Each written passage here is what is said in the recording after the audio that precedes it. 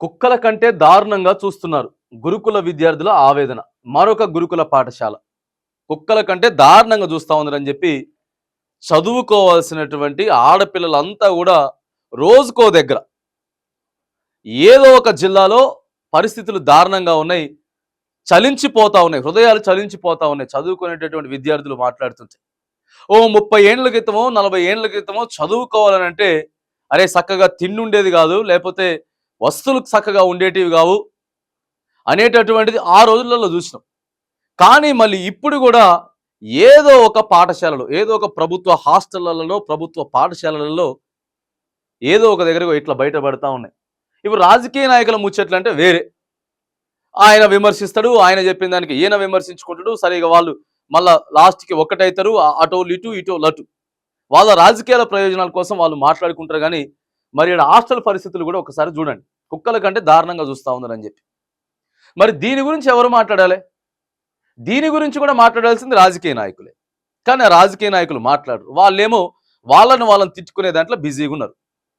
ముఖ్యమంత్రి గారేమో ప్రతిపక్షాన్ని పొద్దుగా లేస్తే ఇక కేసీఆర్, కేటీఆర్, బీఆర్ఎస్ అని చెప్పటం, వీళ్ళేమో ఆయన చెప్పిన దాన్ని, ప్రతిపక్షంలో ఆయన చెప్పిన దానికి ఇదే. కానీ మరి గట్టిగా పోరాడదాం, ఈ సమస్యల మీద గట్టిగా ప్రయత్నం చేద్దాం అనేటటువంటి ఆలోచన అటు ప్రభుత్వానికి లేదు. ఇక ఇటు ప్రతిపక్షానికైతే ఇంకా దీన్ని ఇంకా కొద్దిగా ఎక్కువ ఫోకస్ చేసి చూపిస్తారు ప్రతిపక్షం. మరి ప్రధానంగా ప్రభుత్వం ఏం చేస్తుందో అర్థం కాని పరిస్థితి ఉన్నది. చూడండి, ఇది ఎక్కడంటే కుక్కల కంటే తమను దారుణంగా చూస్తున్నారంటూ గురుకుల పాఠశాల విద్యార్థులు సంచలన వ్యాఖ్యలు చేశారు. మంగళవారం నల్గొండ జిల్లా హాలియా పట్టణంలోని తుమ్మడం బీసీ బాలికల గురుకుల పాఠశాల విద్యార్థులు, నల్గొండ జిల్లా హాలియా పట్టణంలోని తరగతులకు వెళ్లకుండా ఆడిటోరియంలో కూర్చొని నిరసన వ్యక్తం చేశారు. ఈ సందర్భంగా విద్యార్థినులు మాట్లాడుతూ తమకు కుక్కలు ఇచ్చిన విలువ కూడా ఇవ్వడం లేదని అన్నారు. పురుగుల అన్నం పెడుతున్నారని ఆవేదన వ్యక్తం చేస్తున్నారు. ఆకలితో అలమటిస్తున్నామని దాదాపు 400 మంది విద్యార్థుల ఆందోళన చేపట్టారు. మధ్యాహ్నం భోజనంలో నిత్యం పురుగులు వస్తున్నాయని చెప్పారు. చికెన్ సాంబార్లో నీళ్లు ఉన్నాయని, తినలేక ఆకలితో అలమటిస్తున్నామని చెప్పారు.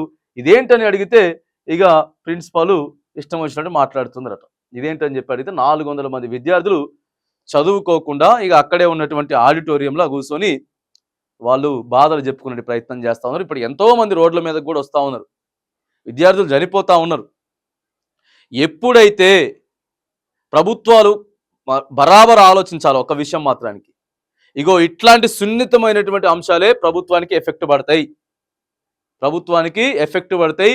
ఒక్క గురుకులాల వల్ల గత ప్రభుత్వానికి ఎంతో పెద్ద పేరు వచ్చింది. అంటే ఒక చదువుకి ఎంత ఇంపార్టెన్స్ ఇస్తున్నాం అనేది, మీరు వేరే ఎన్ని పథకాలు పెట్టి ఎన్ని పనులు చేసినా కూడా చదువులకు సంబంధించినటువంటి ఎప్పుడైతే మంచి నిర్ణయాలు తీసుకుంటారో అప్పుడే ప్రభుత్వం పటిష్టంగా నిలబడుతుంది. ఇప్పటికైనా సరే రాష్ట్ర ప్రభుత్వ పెద్దలు, ఇగో విద్యాశాఖకు సంబంధించినటువంటి పెద్దలు, మీరంతా కూడా ఒకసారి గురుకుల పాఠశాలలో చూడండి. అక్కడ ఎటువంటి పరిస్థితులు కూడా మెరుగుపడలేదు. ఆ తర్వాత జరగరానిది ఏదైనా జరిగితే మాత్రానికి, లేకపోతే ఫుడ్ పాయిజన్ అయ్యో అదయ్యో ఇదయ్యో ఇంకోటి అయితే మాత్రానికి రాష్ట్ర ప్రభుత్వమే బాధ్యత వహించాల్సినటువంటి పరిస్థితులు కూడా రాష్ట్రంలో కనబడతా ఉన్నాయి.